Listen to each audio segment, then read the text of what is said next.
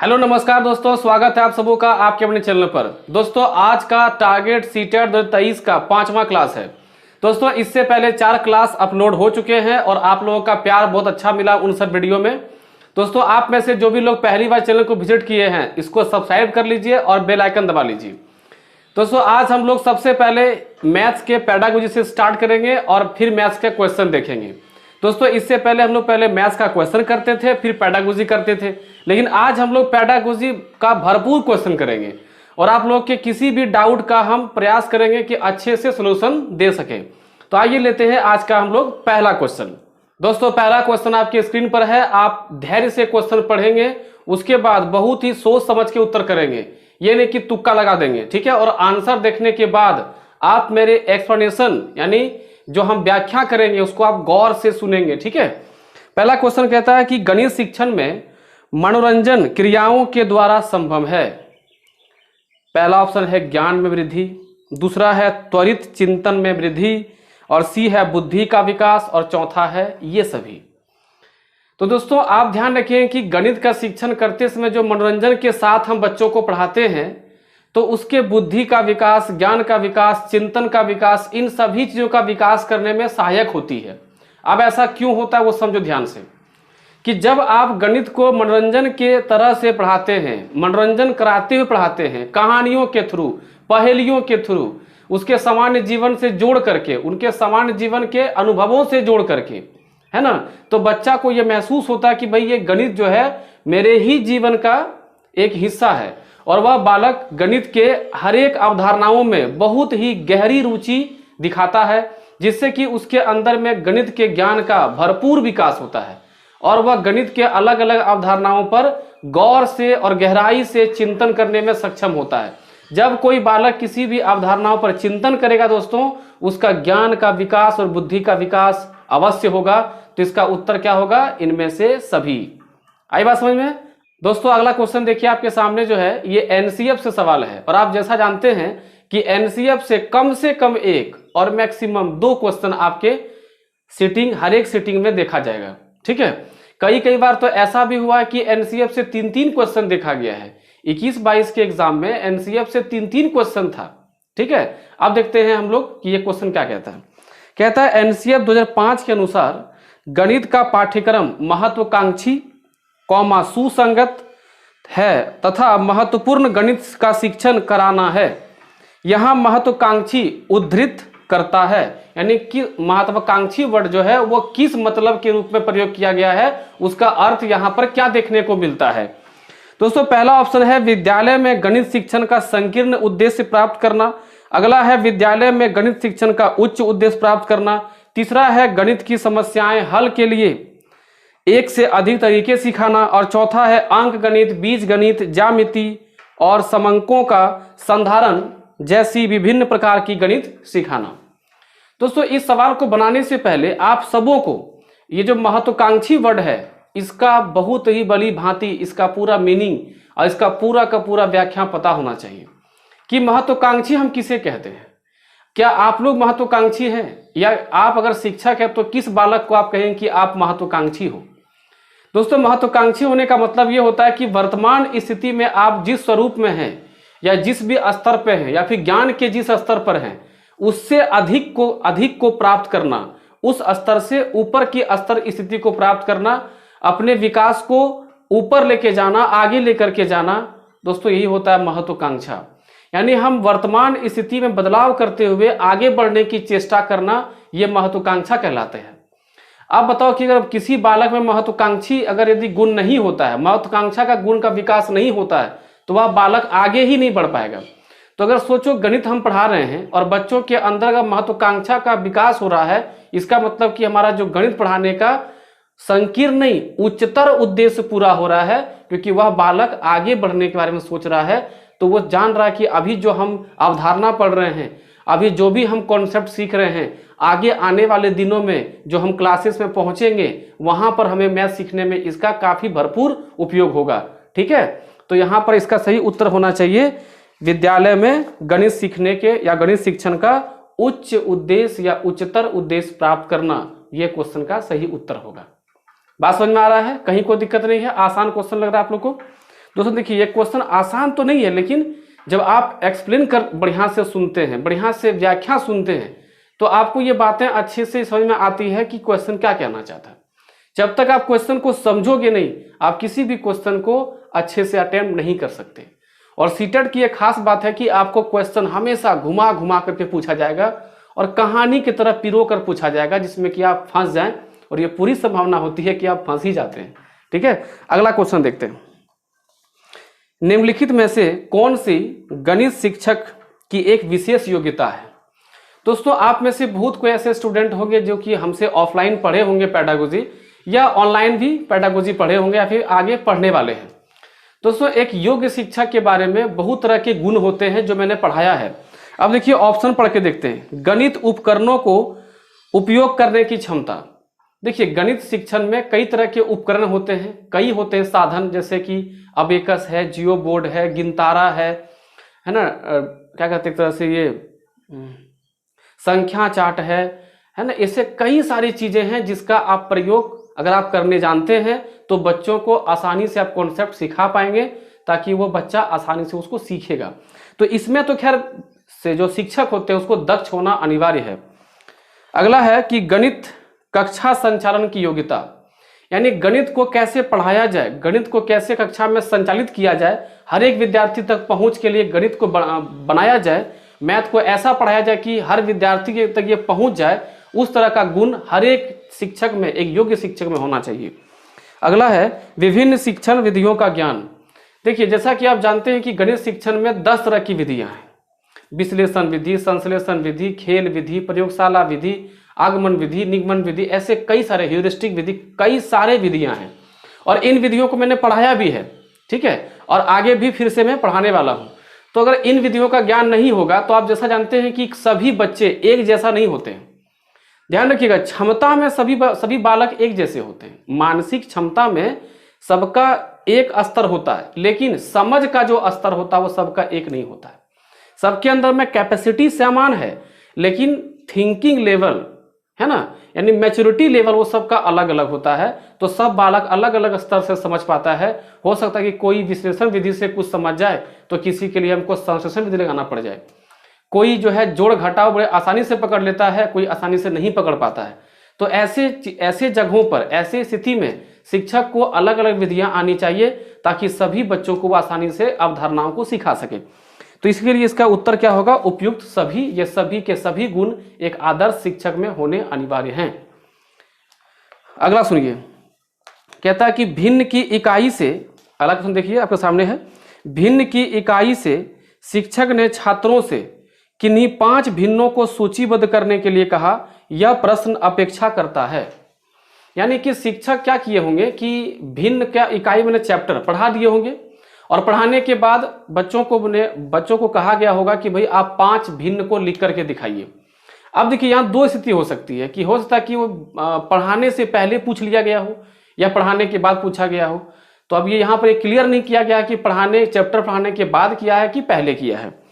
अब जरा क्वेश्चन पढ़ते हैं। कहता है उच्च स्तरीय चिंतन का, विश्लेषणात्मक चिंतन का, या स्थानिक चिंतन का, या निम्न स्तरीय चिंतन का।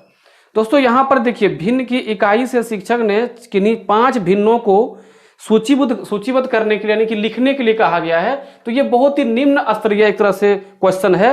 तो यहाँ पे बालक को बहुत ही निम्न स्तरीय सोच का प्रदर्शन करना है, ठीक है। अगर दिखाया जाता है कि 2 भिन्न दिया गया है, इन दोनों भिन्न के बारे में बताइए कि कौन सी बड़ी भिन्न, कौन सी छोटी भिन्न, तो वहां पर आप देख सकते थे कि विश्लेषण करना पड़ता।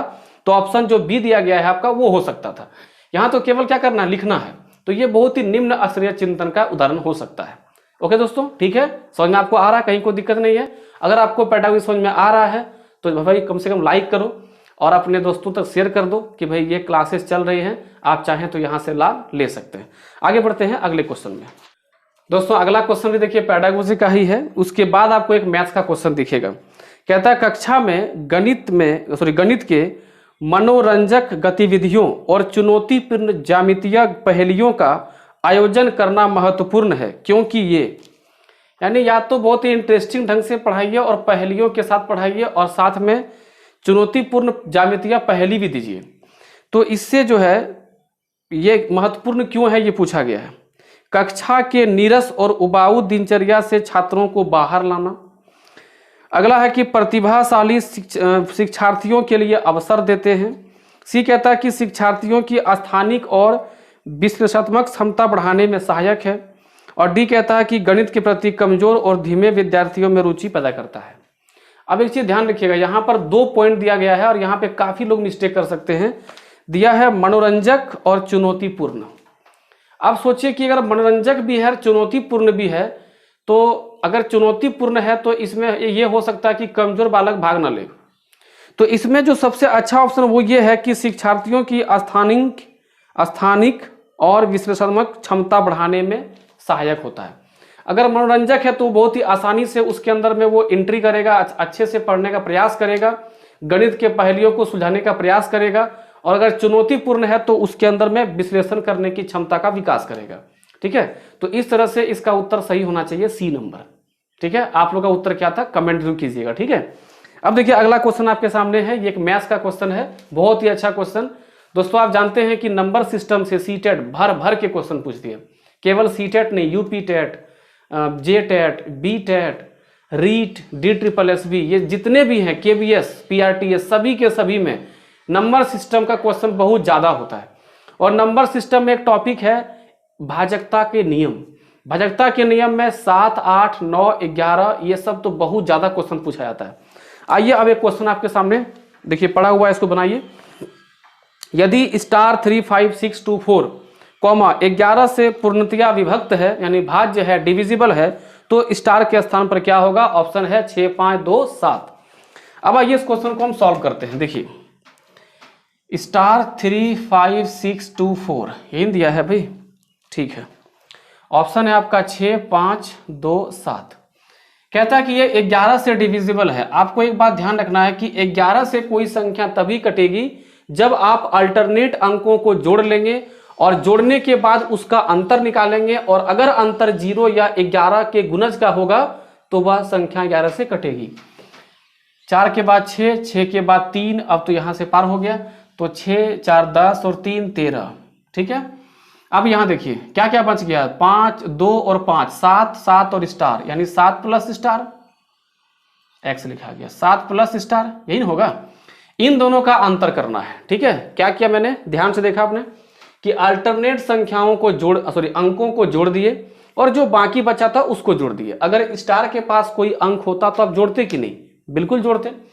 अब इसका अंतर या तो 0 या तो 11 आएगा। अब कैसे डिसाइड करें कि 0 आएगा कि 11 आएगा? अब यहां पर एक बात ध्यान देंगे कि इस स्टार को भूल के देखेंगे, देखिए भाई कि ये स्टार नहीं है। अगर 13 में 7 भी अगर जाएगा तो 11 कभी नहीं आएगा। कितना आएगा बताओ? 6 आएगा। तो जो निकालना हो, चाहे वो एक्स बोले, स्टार बोले, ए बोले, बी बोले, जो बोला जाए, उसको हटा के देखना है कि क्या ये 11 के मान से बड़ा आता है या छोटा आता है। अगर छोटा आता है तो अब हमको इसको 0 बनाना पड़ेगा। ध्यान रखें, क्या बनाना पड़ेगा? 0 बनाना पड़ेगा।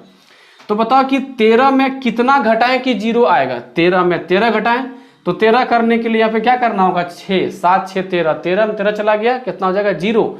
देखिए इसका 6 ऑप्शन में दिया गया है, यही इसका उत्तर होगा। बात समझ में आ रहा है? बहुत ही आसान क्वेश्चन था। बढ़ते हैं अगले क्वेश्चन पे। अब दोस्तों अगला क्वेश्चन फिर से पेडागोजी का है। देखिए बहुत अच्छा क्वेश्चन है। निम्नलिखित में से कौन सी प्राथमिक स्तर पर गणित की पाठ्य पुस्तकों की सबसे महत्वपूर्ण विशेषता होनी चाहिए? प्राथमिक स्तर पर यानी बच्चों का जो किताब है उसकी महत्वपूर्ण विशेषता क्या होनी चाहिए? आप लोग भी प्राइमरी पढ़े हैं, हम लोग भी पढ़े हैं, थोड़ा याद रखे देखो कि हम लोग का बुक कैसा हुआ करता था। काफी रंग बिरंगा, काफी अधिक उसमें चित्रों का प्रयोग हुआ करते थे, चाहे वो गणित का हो, चाहे वो अन्य किसी भी विषय का हो, उसमें चित्र बहुत ज्यादा होते थे और बहुत अच्छे ढंग से उसको लिखा होता था, अलग अलग रंगों का प्रयोग, ताकि बच्चा उसको देखे तो बच्चे का मन में लालच हो उसको जानने का, पढ़ने का। ठीक है, और किताब बार बार वो खोले। तो यहाँ पहला दिया है कि अवधारणाएं उच्च कक्षाओं से जुड़ी होनी चाहिए, बिल्कुल नहीं होगी। अवधारणाएं जटिल से सरलता की ओर प्रस्तुत होनी चाहिए, तो उल्टा हो गया, ये भी नहीं होगा। अवधारणाएं श्रेणीबद्ध रूप में होनी चाहिए, ये एक गुण है, लेकिन सबसे अच्छी देखना है हमको। अवधारणाएं मूर्त से अमूर्त रूप में होनी चाहिए, बिल्कुल सही। अब देखिए दोस्तों, मूर्त क्या हो गया? ये जो आकृति बना हुआ रहता है, फिगर बनाया रहता है, वो क्या है? विजिबल है, उसे हम देख पा रहे हैं। तो मूर्त रूप में है, और उससे जोड़कर कोई अवधारणा सिखाया गया है, जोड़ का, घटाव का, गुना का, भाग का दोस्तों, तो वो क्या है, अमूर्त है। ठीक है। अगर मान लीजिए किसी बच्चे को भिन्न ही सिखाना है तो पहले क्या किया गया है, फिगर में दिया होगा, ऐसे एक गोल किया गया होगा, इस तरह से करके इसको रंग दिया गया और यहाँ लिखा गया है 1/4। तो हम बच्चे को बड़ी आसानी समझा सकते हैं इस फिगर के थ्रू से कि 1/4 कैसे आ रहा है। ये रंगा हुआ भाग है, ये चारों बराबर है, तो इसका एक भाग रंगा हुआ है, तो एक कुल कितना है, 4 हिस्सा में से। तो इसलिए बालकों यानी छोटे बच्चों का जो किताब है उसमें मूर्त से अमूर्त की और अवधारणाएं होनी चाहिए, ताकि बालक जो है अच्छे से उसको समझ सके और उसको अच्छे से जान सके। ओके दोस्तों, तो आई होप कि आपको ये क्वेश्चन अच्छे समझ में आया होगा। अगर यदि अब आपको किताब से कोई क्वेश्चन पूछता है कि भाई पाठ्य पुस्तक कैसी होनी चाहिए, तो आपको कोई दिक्कत नहीं होनी चाहिए। ठीक है। अगला क्वेश्चन देखिए, बहुत इंटरेस्टिंग क्वेश्चन आपके सामने देखिए। एवरेज का ऐसा क्वेश्चन बनाया गया है कि ये क्वेश्चन कई जगहों में पूछा गया है और बार बार पूछा जाता है। एक परीक्षा में 10 विद्यार्थियों का औसत प्राप्तांक 60 है। एक विद्यार्थी के प्राप्तांक छोड़ दिए जाने पर औसत प्राप्तांक 55 हो जाता है, उस विद्यार्थी का प्राप्तांक क्या है। अब देखिए, ये सवाल अगर हम चाहें तो बिना कलम छुए और बिना कोई लिखे भी कर सकते हैं, लेकिन आप में से बहुत ऐसे होंगे जिसको कि गणित पढ़े में बहुत समय हो गया होगा, तो मैं आप सबों के लिए एक ऐसा रास्ता तो कि सबको अच्छा लगे उस अर्थ में बना रहा हूं। ठीक है। देखिए, आप एक चीज ध्यान रखेंगे कि कोई भी अगर औसत का क्वेश्चन है तो उसमें सबसे पहले आपको एक चीज पता होना चाहिए कि टोटल वैल्यू कैसे निकाला जाएगा। अब उसके लिए आप मेरा एक छोटा सा कॉन्सेप्ट सुन लीजिए, ताकि आपको चैप्टर ये टॉपिक क्वेश्चन समझने में आसानी हो। मान लीजिए आप लोग 5 दोस्त हैं और पांचों पिकनिक करने जा रहे हैं। ठीक है। तो एक जो इसमें एक दोस्त था वो एब्सेंट था, प्लानिंग के दिन वो नहीं आ पाया था। उसको आपने फोन किया, भाई कि हम लोग पिकनिक का प्लान कर रहे हैं, आपको चलना है क्या। वो पूछा कि भाई एवरेज खर्चा क्या बैठ रहा है, तो आप बोले बस एवरेज क्या 100 टका। तो वो समझ गया कि अच्छा 5 आदमी लोग जा रहे हैं और पांचों 100 करके जा रहे हैं, तो 100 अगर लगने वाला है तो कितना लगेगा 500। तो वो कुल कैसे निकाल लिया, एवरेज आप जो बोले 100 उसको 5 से गुना कर दिया। तो कुल जब आप टोटल निकालते हैं क्या करते हैं, एवरेज को हम क्या करते हैं, कुल संख्या से गुना करते हैं। ठीक है। तो देखिए क्वेश्चन यहाँ क्या बोला है कि 10 विद्यार्थियों का औसत प्राप्तांक 60 है, 10 स्टूडेंट था और 60 इसका एवरेज था। अगर हम टोटल निकालना चाहें टोटल, तो क्या होगा 60 गुने 10, बताओ दोस्तों कितना हो गया 600। अब कहता है कि इसमें एक विद्यार्थी का भूल गया लिखना नंबर, है ना, यानी कि 9 ही विद्यार्थी का लिखा था और एवरेज बोल रहा है कि भाई 55 है। ध्यान सुनेंगे, एक विद्यार्थी का लिखना भूल गया तो 9 ही बचा जी, उसका एवरेज कितना हो 5, तो 9 × 5 = 45 और 9 × 5 = 45 और 4 × 49, 495। ठीक है। अब बताओ कि यहां से यहां तक में कितना कमी दिख रहा है, बताओ आपको। तो यहां दिख रहा कमी 105 का। दोस्तों ये 105 जो है, ये 105 जो इस एक स्टूडेंट का जो छूटा है ना प्राप्तांक, ये उसी का होगा। देखिए ऑप्शन में दिया गया है, ऑप्शन नंबर देखिए सी में दिया गया है 105। आई बात समझ में। एवरेज का क्वेश्चन बहुत ही अच्छे से बनेगा। एवरेज चैप्टर हम बहुत जल्दी पढ़ाने वाले हैं।